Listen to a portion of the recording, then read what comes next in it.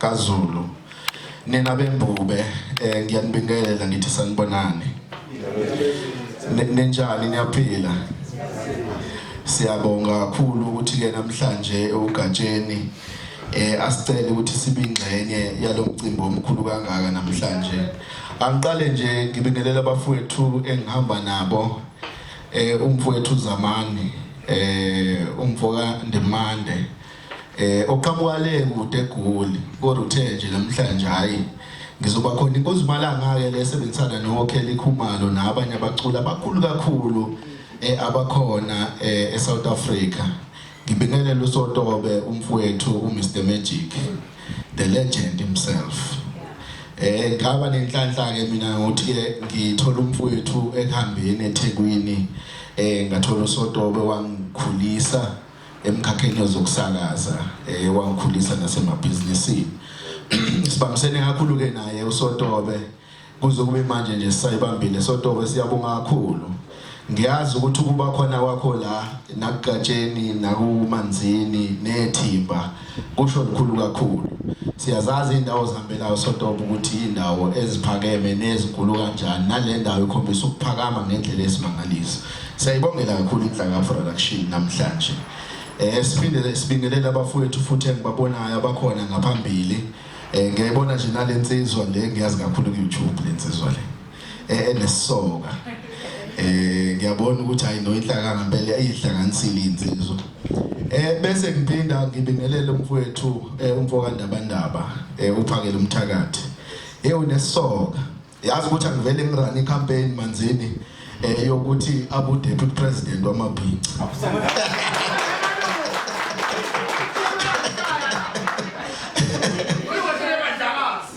uyabo so ngobani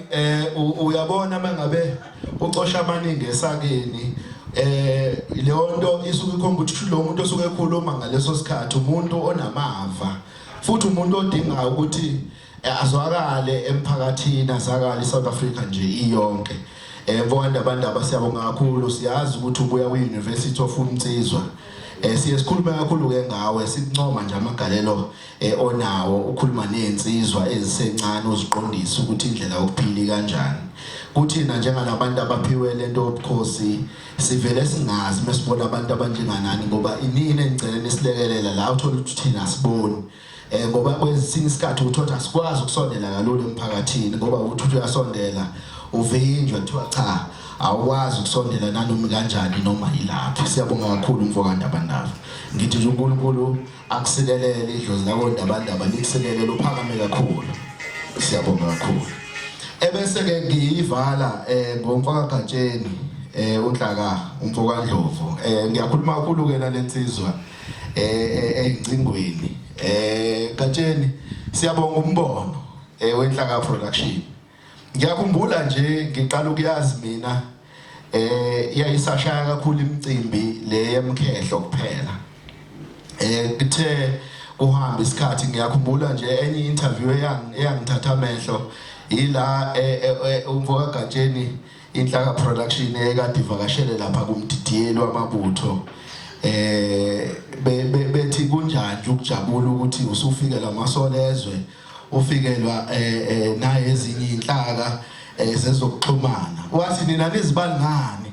ukuthi nani inhlezi ningilandela la ngakhona wathi kunjani ukujabula wathi angijabula Ndlovu ngingajabulela leyo nto ukuthi ngihlezi ngilandela la ningilangingakhona izinsizwa ke lezo esezadlula emhlabeni kodwa ezenze okukhulu esibongeni sakaZulu umdidiyeli wamabutho siyabonga kakhulu nje Gatsheni ukuthi usungulele inhlaka production nazi nensizwa esihlezi sixhumana nazo onhlanhla nomvelo bafethu siyabonga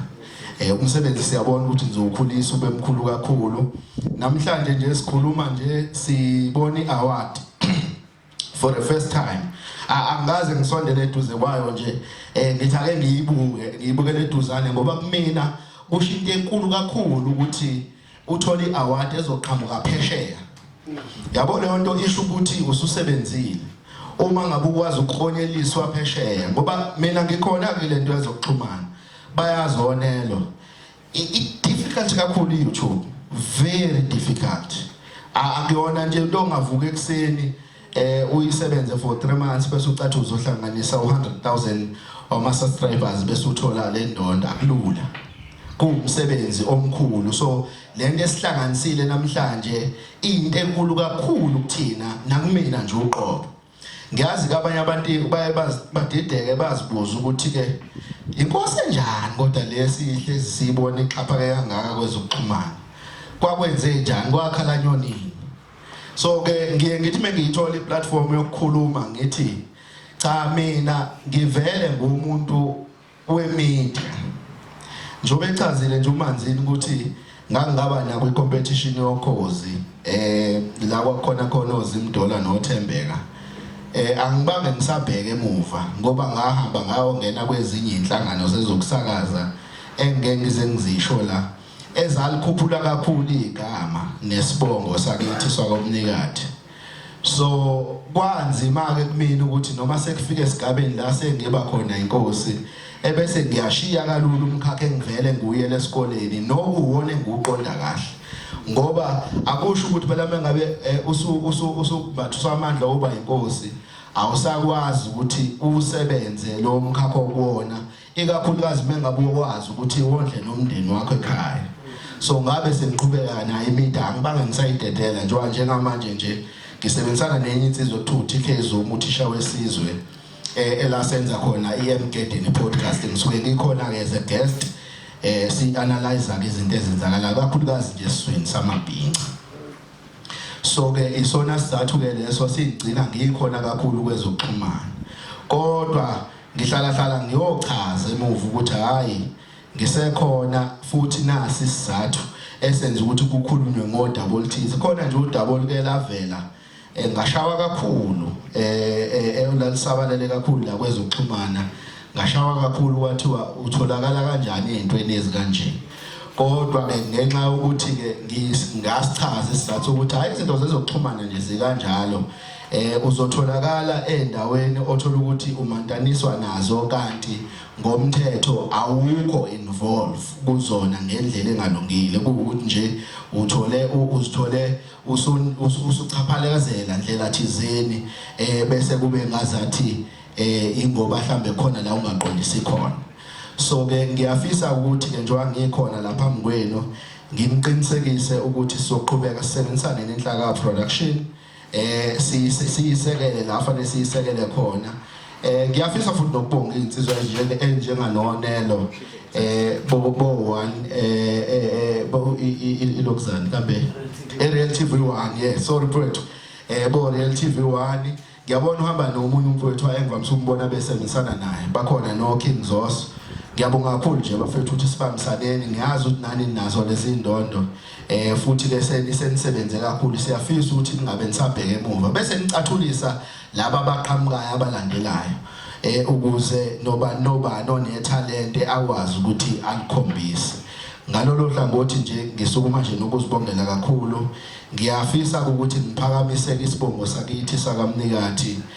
ukuthi namhlanje njoba sikhona namhlanje ngihamba namakhehla akithi ngihamba nenyanya enamandla zakithi koMnikati ngiyafisa ukuthi namhlanje lo msebenzi sobusise uqhubekele phambili imiliyoni elihlangane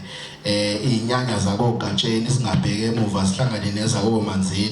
Manzini mkhulu kakhulu umsebenzi osowenzile kwinhlaka production idlozi lakini liyakuthanda shuthi lisebenzisana kahle nala kaGatsheni uqhame kakhulu ngendlela eyisimangaliso ingakho esinsikhathi uzubizwe ngonhlaka ingoba indlela osusebenze ngayo ikhombisa ukuthi inkulu kakhulu uyikhuphulile kakhulu ezingeni lakho inhlaka production siyafisa ukuthi madoda nibamsane ningabe nisabheke emuva ukuthi izinyanya nedlozi lasemakhaya kini zinibheke siyabonga egameni lenkosi yesizwe sakaMnikati ngithi ngiyabonga kakhulu uNkulunkulu anisikelele nonke enikhona ngaphakathi siyabonga